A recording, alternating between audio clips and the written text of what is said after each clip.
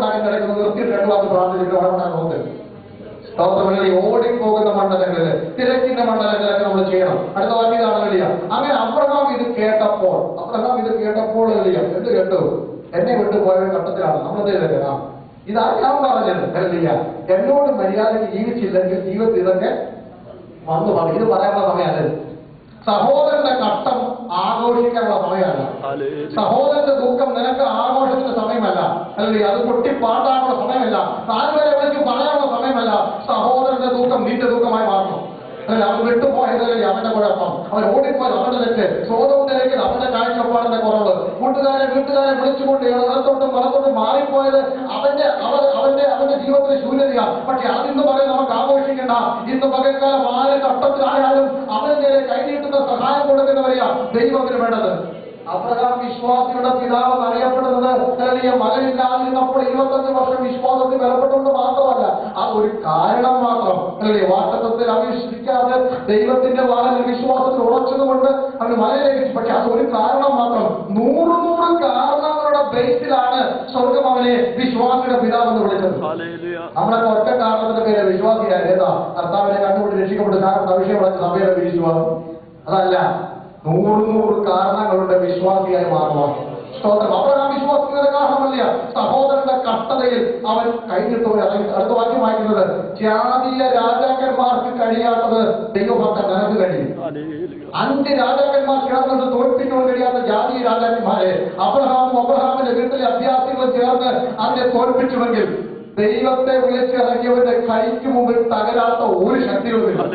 ഇന്ന് പറയാൻ എത്ര പേര് വിശ്വസിക്കുന്നുണ്ട്?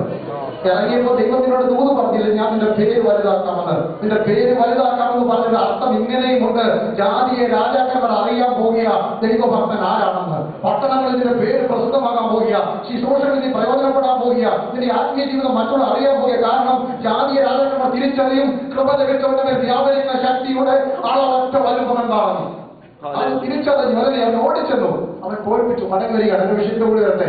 അങ്ങനെ ജയിച്ചിട്ട് കയറി വരിക. നമ്മളൊക്കെ ജയിച്ചിട്ട് വരുമ്പോ സ്തോത്രം നമുക്കൊരു ആഗ്രഹമുണ്ട്, ആരെങ്കിലും അപ്രീഷിയേറ്റ് ചെയ്താൽ കൊള്ളാം, ആരും ചെയ്യാൻ സ്തോത്രം. നല്ല മാർക്ക് വാങ്ങിച്ചാൽ ഗുഡ് അല്ലേ?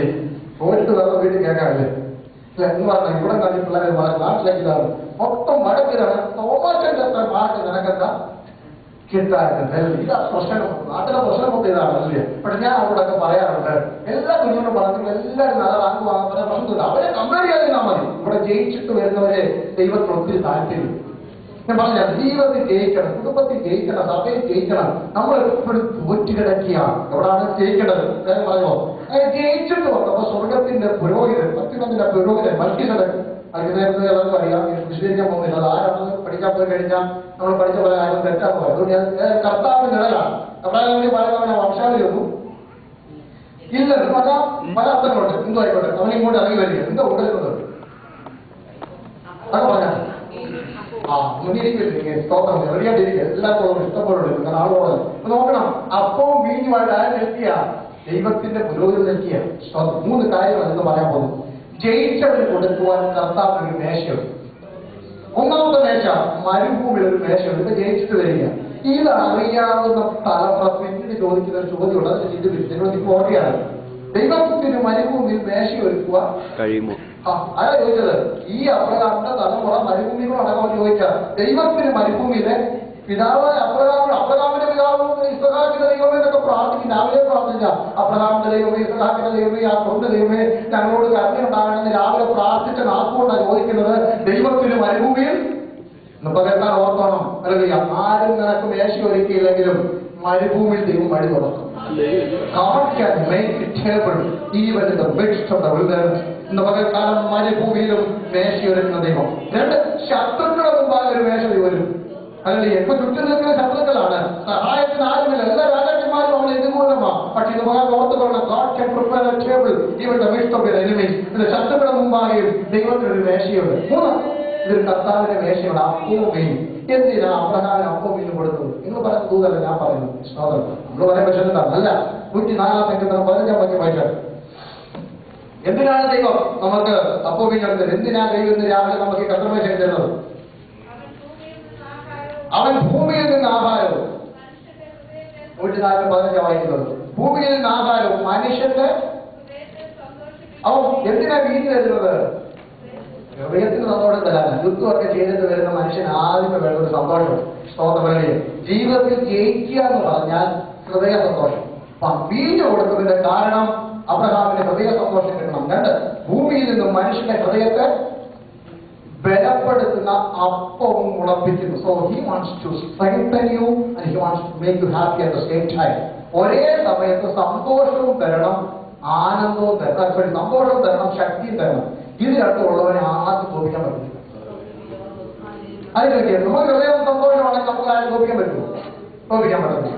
എല്ലാം ചെയ്യാനുള്ള കരുത്തുള്ളവരുണ്ടെങ്കിൽ ആരും തോപ്പിക്കാൻ പറ്റുമോ? തോൽപ്പിക്കാൻ പറ്റും. ഇതുകൊണ്ടാണ് മുന്നോട്ടുള്ള വിഷയം വായിക്കുമ്പോൾ മനസ്സിലാകും എന്തിനാ why God has met this man with the bread and wine. എന്തിനാ അപ്പവും വീഞ്ഞും കൊണ്ട് അവനെ കണ്ടുമുട്ടിയത്?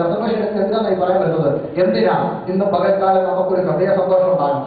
രണ്ട്, നമുക്കൊരു കരുത്തുണ്ടാകണം. മുന്നോട്ടുള്ള കാര്യങ്ങൾ കടന്നു മനസ്സിലാകും. അപ്പൊ നമുക്കൊരു കരുത്തും ഉണ്ടാകണം. ഇനി നമ്മളോട് ചോദിക്കട്ടെ, ഈ എന്താണ് ഈ അപ്പം വീട് എന്ന് പറയുന്നത്? ഈ രാജാവിനെ കുറിച്ച് ചോദിക്കുന്നത് എബ്രായ 7:1-2 ഇങ്ങനെ വായിക്കുന്നുണ്ട്. ശാലേം രാജാവ് എന്നാണ് മൽക്കീസേദെക്കിന്റെ പേര്. ശാലേം എന്ന് പറഞ്ഞാൽ ശാലേം നിങ്ങൾക്കെല്ലാം പോകുന്നത് എനിക്ക് ഇവിടത്തില്ല പറഞ്ഞാൽ ശാലേം എന്ന് പറഞ്ഞാൽ പീസ്. അപ്പം ശാലേം ഒന്ന് സമാധാനം. രണ്ട്, ഈ രാജാവിന് ഒരു പേരുണ്ട്. എബ്രായ 7:1-2 പഠിച്ചിട്ടുണ്ട്. രണ്ടാമത് king of peace and king of